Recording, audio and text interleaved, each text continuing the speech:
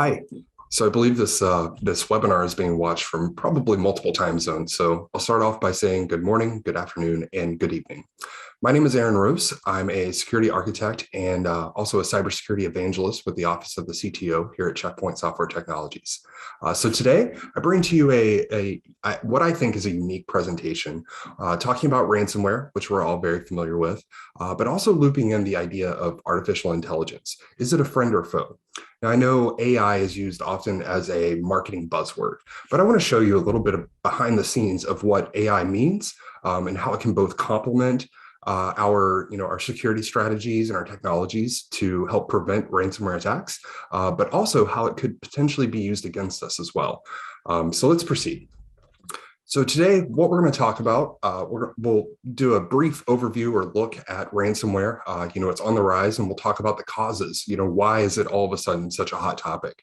Then we'll dive into artificial intelligence and look at two different sides of that technology. And then we'll progress into talking about some of the evasion tactics that we're seeing. And then we'll go over some best practices, how to prepare for a ransomware attack. So let me move through my slides here. So let's talk about Ransomware Rising. So last year, we saw a 93% increase in ransomware attacks year over year. This was pretty interesting.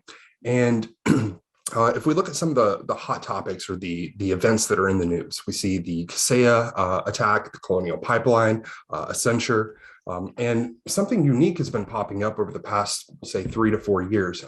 It's called Ransomware as a Service. So we'll dive into that as well. And then something that kind of blew my mind, the idea of ransomware on a mobile device. So that's just a brief overview of what we're going to talk about today. So again, looking back at 2021, two major attacks kind of stick out. The Kaseya attack, which is, you can kind of think of it as a supply chain attack in a lot of ways. Actually, both of these would apply. So this was a massive attack. It affected numerous organizations. I believe the count was well over 1,000 organizations were impacted. And that was across 17 countries. The attack was eventually associated to the Russian group REvil. And the way that they were able to bypass antivirus was to use an old signed version of Microsoft's antivirus. And that would allow them to bypass those protections.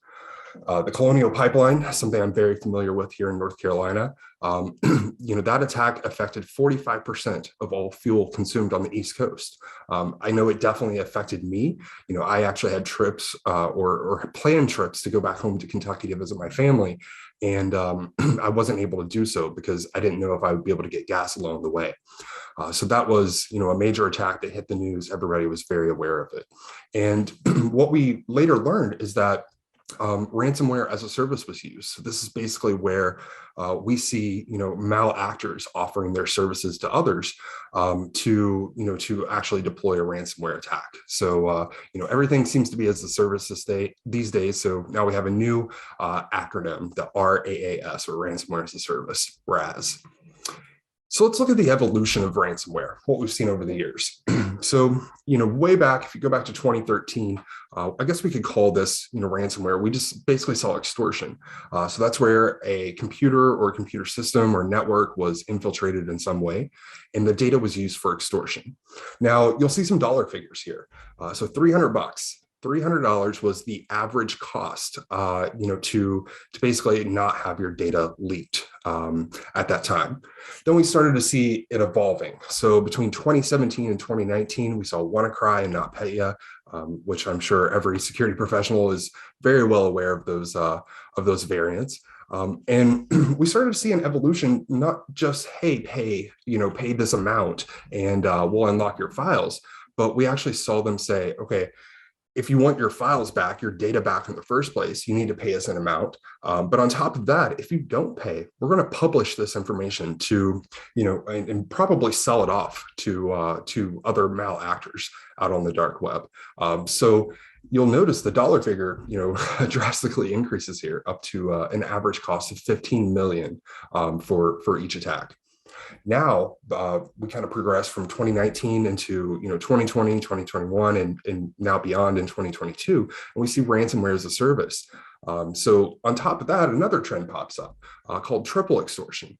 So triple extortion is very unique. So, double extortion says, hey, We have your files, they've been encrypted. If you want your files back, then you need to pay. But also, if you don't pay, we're going to publish that on the web.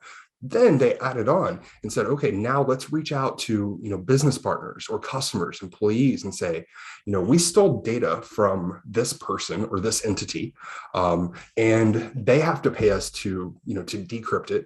They also have to pay us, or if they don't pay us, we're going to publish it on the web. But this data is very private to you. It's unique to you. It might disclose, things about a business partnership or personal information. So we also want you to pay us. So we've seen the rise from, $300 is the average cost for remediation and getting your files back to 15 million. And then it starts to stagger upwards to 20 million and 40 million and beyond. So we can see that there's, a lot of effects here. There's a lot of costs. It's not just dollar figures. We're also talking about, brand reputation and PR and such. So very unique and unfortunate how we've seen this, the evolution of ransomware. So let's talk a little bit about why this is happening. So as we're all aware, the dark times of 2020 and 2021 with the COVID-19 happening across the world, many businesses were challenged. All of a sudden, we had to say, okay, we have all of these employees, they can't come to the office. However, our business still needs to make money. We need to be alive, and we need to service our customers. So we had to say, all right, you can work from home. And a lot of people, work from a lot of different locations. It might not just be home. Some people have maybe very loud environments. They have children playing or their partners and family. So people started using, other locations like co-working spaces or Starbucks, or even I've seen people take meetings out of their cars if they have to. I know I've done it as well. So people are accessing data, not just from, the four walls of the traditional office. They're, on their mobile devices, they're on their tablets, their phones accessing data. They're at home. They're not just doing web browsing, they're accessing cloud services, whether that be infrastructure or software as a service type solutions. They're using other solutions like, remote desktop and accessing internal files and resources in a way that typically, no one ever did. And, a lot of businesses had to scramble. A lot of IT people had a lot of late nights, trying to find a way to allow for, remote workers. So let's look at the, the tactics, the techniques, and the procedures behind this. So if we look at the MITRE attack framework, we can kind of map this out, and we'll go into greater detail later. But the general ideas that we saw, or tactics that we saw, were privilege escalation, and then establishing persistence. A lot of them, a lot of these variants started employing techniques that would prevent forensics from happening. So, giving us all the data so that we can prevent future attacks and understand what the effect was of this current attack. We also saw a lot of user impersonation issues. So this would be, an attack where they typically are looking for specific types of data or collecting data, and they would compromise, SAML certificates to create some sort of unauthorized token, but it did look real and it allowed them access to internal or private resources. So let's talk about artificial intelligence. Now, we like to say AI is the next industrial revolution. I'm going to kind of walk you through why we say that. So if we look at the Industrial Revolution, the whole idea behind it was we're going to use machines. Machines are very precise. So it was about replacing, muscles with machines. They're, in general, machines are stronger, they're more accurate, they don't get tired. So what's interesting here is we're now kind of at the dawn of a new industrial revolution, where we're going to be replacing, essentially the human brain in a lot of ways with machines as well. So artificial intelligence, because it's much more precise, it doesn't get tired, and it can typically compute things a lot faster when we're looking at large data sets. So a lot of people might be asking, okay, why now? Why is artificial intelligence all of a sudden something that's so important, or something that we're hearing about a lot? There's a multitude of reasons, but we'll try to summarize the reasons here. So number one, storage. I don't know if how many of you have been in the IT space for a long time, but I'll jump back a number of years when I was in high school and I purchased my first USB thumb drive. That thumb drive was maybe 120 megs or so, 128. And I think I paid maybe $75 for it. And I still have that thing. I wish I actually had it on my desk here and I'd show you. But now it's kind of crazy. You can go out and buy terabytes worth of data or storage capacity that will fit in your pocket very easily. In fact, my phone alone has a ton of memory, and it's quite impressive how much can fit inside of my pocket these days. So, the cost of storage in general has gone down. Then we look at compute. Compute power is incredible these days. Again, that phone there could have powered, launching a rocket 30 or 40 years ago with its compute power. So compute is getting very, very cheap. And then also we've had some major breakthroughs inside of mathematics. AI is just a bunch of algorithms that we use to teach. So machine learning, deep learning, all of those big data analytics tools. We've had some major breakthroughs in the past 4 to 5 years. So what does it take to create an AI solution? Again, back to storage, we need data and a lot of it. And it needs to be very rich and accurate data to train our models from. But then on top of that, we also need expertise. So the people that are creating these models, the people working behind the scenes, need to have not only expertise in artificial intelligence, how it works and how to train it, but they also need expertise in their domain. And of course, the domain that we're talking about right now is cybersecurity. Now, let's look at how AI works, or let's look at how AI might be implemented in our everyday lives that we're not even aware of. Here's a common example. I can't say her name because she'll activate here in my office, but speech recognition. Speech recognition was huge. Just a few years ago is really when it started to come about, and we have all of these connected devices in our homes, whether it's our mobile phone, our tablets, our computers, or specific devices that'll turn on and turn off lights and control the majority of your home. I myself, if I had to count, I would say I have somewhere between 50 to maybe even closer to 80 connected devices in my home now. And they're all controlled by AI in a lot of ways, through this speech recognition. It's very handy. Another great example, if you think about self-driving cars, self-driving cars are, they literally have our lives are at stake. So, artificial intelligence and machine learning and computer vision have actually been a huge part of that revolution. And I look forward to hopefully a more safer, world when we're traveling as that technology progresses. So let's talk about AI and cybersecurity. We're seeing, it's revolutionizing cybersecurity in a lot of ways. Again, we're able to teach these machines to do a lot of the things that humans would do. We're trying to teach it intuition. We're trying to teach it how to match on patterns. So I'm going to show you a few examples that we use here at Checkpoint. There's a lot of other artificial intelligence solutions in cybersecurity, other vendors and such, but I like to focus on at least what I know and what I have access to as far as how it works. So the first engine we're going to talk about, or the first technology, is called campaign hunting. And this is predictive threat intelligence. So the goal here is to enrich our threat intelligence with predictive indicators of compromise, IOCs. So an example of this, a human analyst, they're going to be looking at malicious elements, and they can often trace them back to their origins because we notice patterns. So an example, a domain registered by, the exact same person at the same time with the same pattern when it comes to what the domain looks like. That's a way that our brains are going to say, okay, most likely, domain A and domain B are both malicious because, they kind of follow a pattern. So what we've been able to do is we can mechanize, this analysis. Essentially, the analyst intuition, we're able to mechanize that and create an algorithm around it. So we're now capable of analyzing millions of known indicators of compromise and hunt for additional, similar IOCs. So we incorporated this back in July of 2016, and we've seen a 10% increase in the amount of attacks that we're able to block based off of this technology. So it's a pretty cool and very, very powerful tool.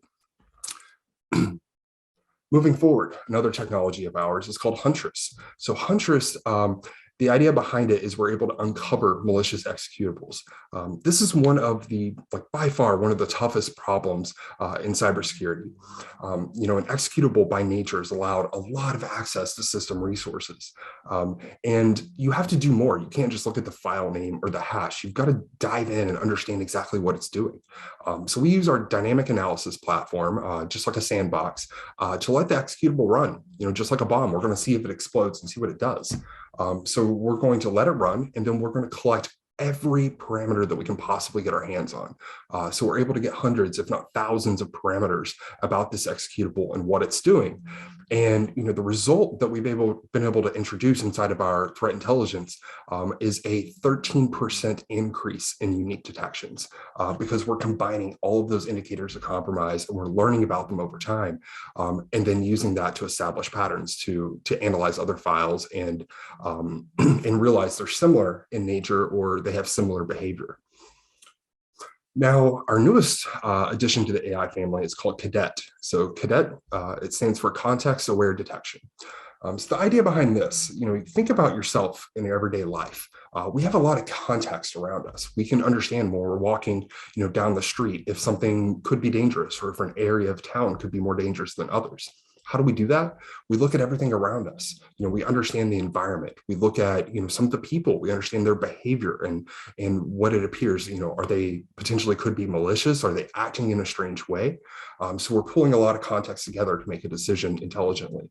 Now we're trying to do this with AI as well. So we look at the full context of an element. We're going to move across the boundaries of the traditional network inspection, but we're also going to look at the mobile device. We're going to look at the endpoint device. We're going to look in the cloud. We're going to understand the full context of an event to understand, okay, what did it do? Did it access other parts of the the overall infrastructure? Was it logging into a SaaS application? Was it was a file potentially downloaded from Office 365 or whatever your email solution was? And then when that file was opened on the endpoint, again, kind of back to our previous example with Huntress, we'll look at the executable as well and understand all of its indicators and potential apologies for to mute my phone there.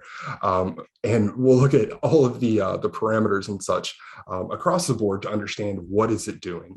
And we'll take all of those and we're essentially building a pattern again. And what we've seen is actually a twofold increase in our ability to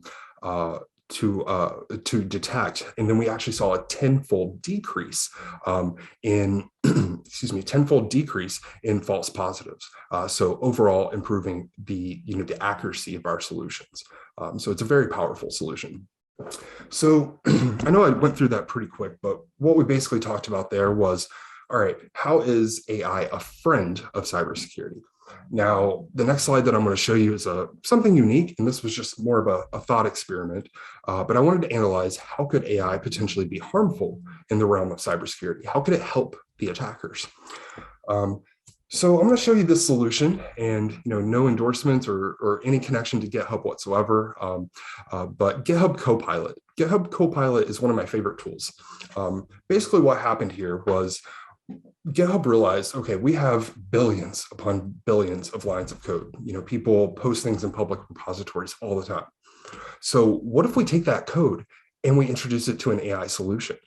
What if our code editor, which is Microsoft Visual Studio Code, which is an awesome tool, by the way, what if we implemented it into the code editor to give you real-time suggestions? So at any point in time, you can write a comment that says, maybe it's Node.js and you want to open up a web server, like an Express web server. You could just do a comment that says, a web server exposed on port 1234 that is serving this content, and it will start to autofill for you. It'll help you with repetitive code as well. So if you're using the same variables or you're creating very similar functions, over time it will start to make suggestions to help speed up your ability to write this code. Another really cool part of this, it'll also show you ways that you could potentially rewrite your code to optimize the application as well. So I started thinking, okay, if it's been trained on billions and billions of lines of code, and it can understand, the context of what I'm saying in a comment, could I use this potentially to write some sort of malware? Could I maybe ask it to write ransomware for me? So the next video I'm going to show you here is me actually trying this. So let's check it out. So this is Visual Studio Code. I'm going to select my language. In this example, I'm going to select Rust, which is one of the, I would say, somewhat newer technologies out there, or code languages out there. And I write a function that encrypts all files in the user's document directory with the key password. So let's see what happens as I type out this comment. You'll notice it's already starting to autofill and try to suggest what I'm trying to do, or give me suggestions. So once I finish the comment, I'm going to press enter and tab. And you'll see it starts to give me additional selections or options, but I'm actually going to say, hey, I want you to give me some other solutions. So you'll notice it's synthesizing a few different solutions, and we'll see the result here in just a moment. And boom, we see some solutions. So you start to look through. I'm not a super adept Rust programmer, but you can see that it gives me multiple options and functions that could encrypt, decrypt files across the board. So I just scroll through, find the one that I think fits my use case in the best way, and I accept it. Now, I will note for anybody that analyzes the code too closely, I did edit this video to take out some of the malicious parts, because personally, I didn't want to be responsible for showing an example of ransomware on the web. So I thought that was pretty unique. I hope you enjoyed that as well. So last, what we're going to talk about is what can we do about it? So what can we do about artificial intelligence, or how can we use artificial intelligence in our cybersecurity solutions? What can we do about ransomware? Number one, we want to incorporate some sort of robust endpoint protection, and we need detection and response. So we need something that's going to be a preventive technology as well. And a good point to remember here on the slide is endpoint is your security edge. You have to think, whether it's a mobile device or a desktop computer, a laptop, whatever, that is your security edge. Your security edge is no longer the four walls of an office building or a data center. So let's dive into that a little bit. Now I'm going to show you an example again by Checkpoint. One of the things that we're using is behavioral detection and automated remediation. So this is, we hold many patents with our Harmony endpoint solution. But let's look at some of the unique capabilities of it. Behavior Guard has 900, actually I think at this point in time it's well over 1,000 rules built into it.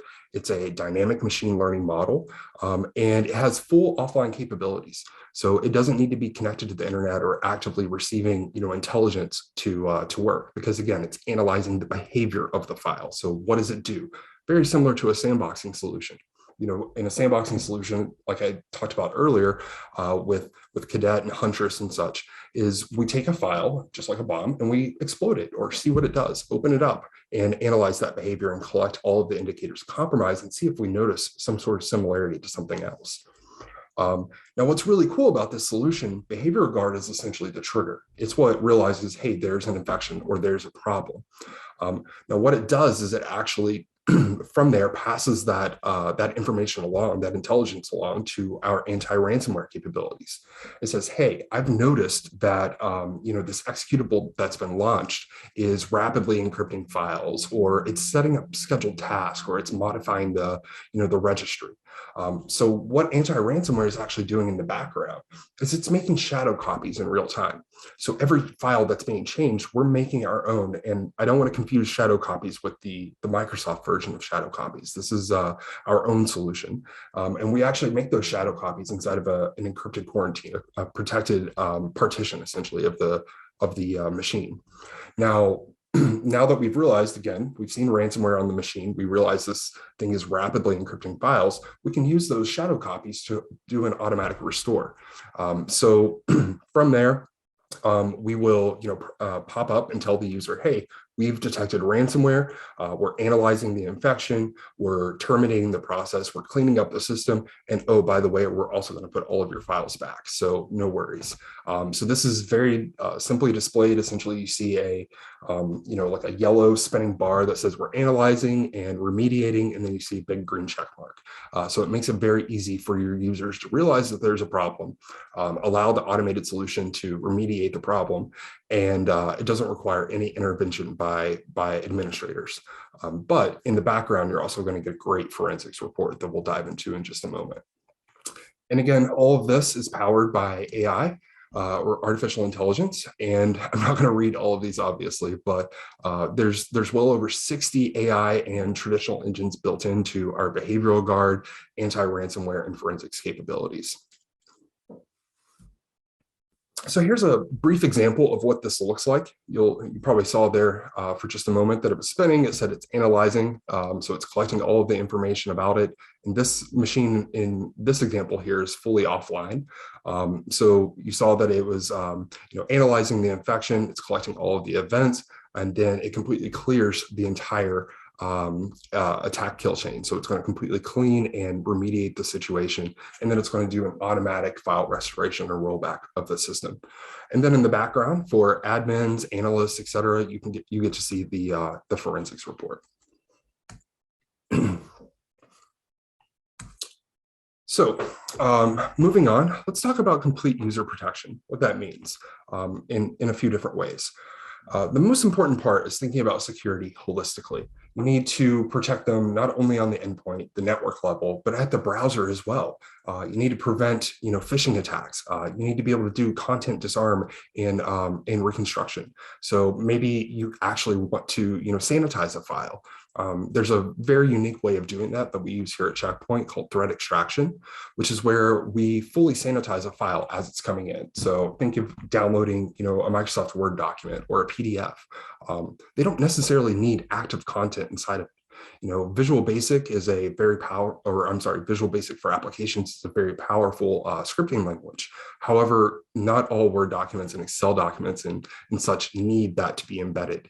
There's some limited use cases, but for the most part, it doesn't need to be there. So we go ahead and extract that. We completely pull it out and we give the user the sanitized document. This is a document that can't do any harm because there's zero active content inside of it. We also use sandboxing technologies to analyze the file, which we talked about earlier. So it's really important when you think about endpoint protection, think about something that's a single agent. We're all well aware of kind of the sprawl that's been happening on our taskbars over time. Some people I've seen go in and do an analysis or an assessment of their environment, and I'll see 3, 4, 5, even 6 security solutions on one endpoint. That's rough on system resources, but it's also that's pretty difficult to manage. So think about something that is consolidated with all the protections that you need. Here are just a few, and make sure that it is unified when it comes to management. I don't like to use the word single pane of glass because I think it's been overused these days. But again, think about things like full disk encryption, protecting USB devices like flash drives and such by encrypting them, doing some port protection to prevent unauthorized USB devices from being plugged in. Think about your VPN, your next generation, antivirus solution. So anti-malware, machine learning, anti-exploit, et cetera. All of these capabilities, you want them inside of one agent that's easy to manage. So again, this is just an overview of a lot of the protections that you should incorporate inside of your environments to protect yourself against ransomware.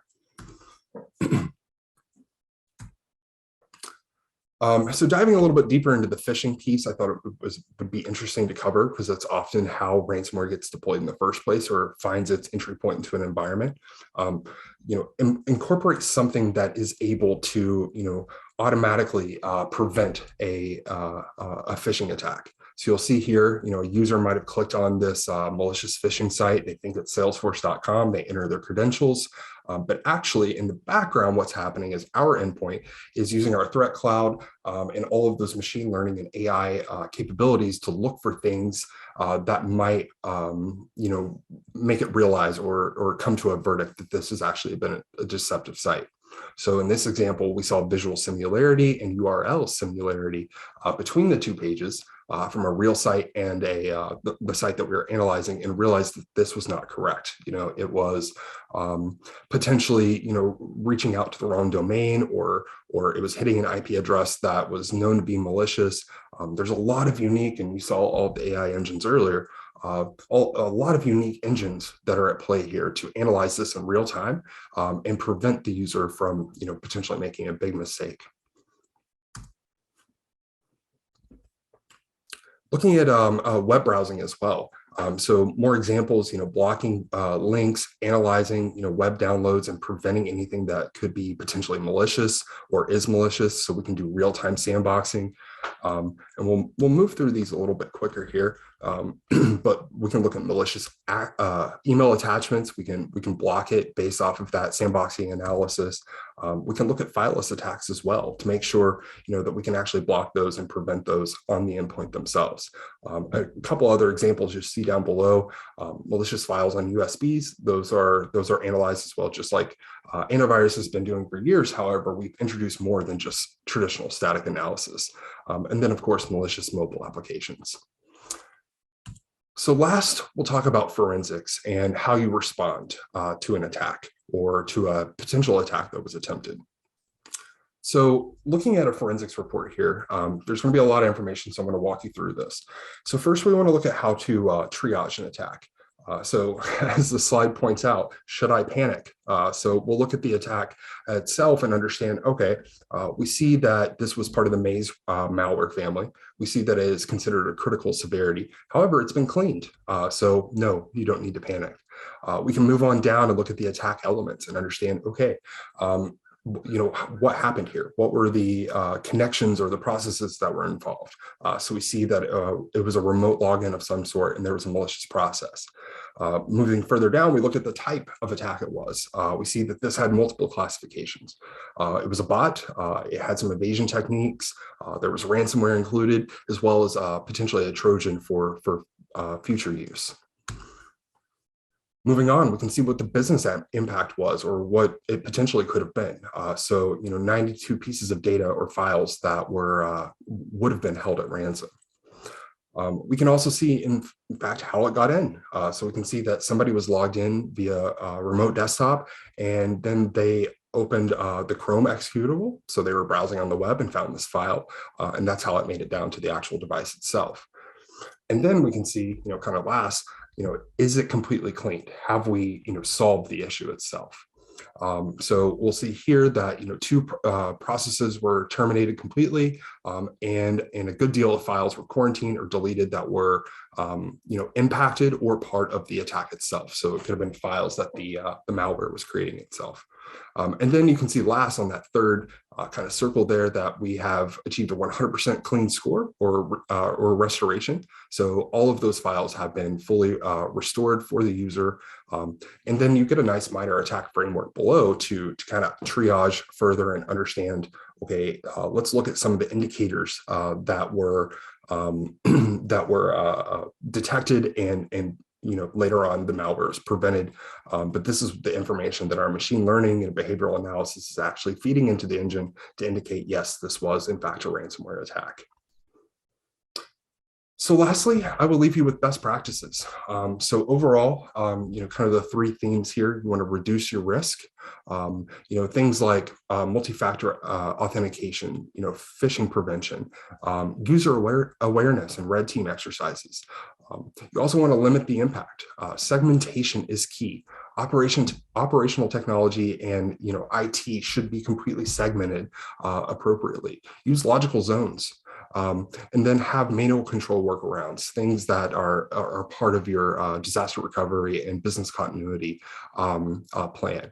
And then, of course, manage response. Have a very clearly communicated incident response plan, and make sure that everyone understands of that plan, what do they own and who should they be communicating with. And then, of course, quarantine any asset that is suspected to have ransomware or some sort of malware on it.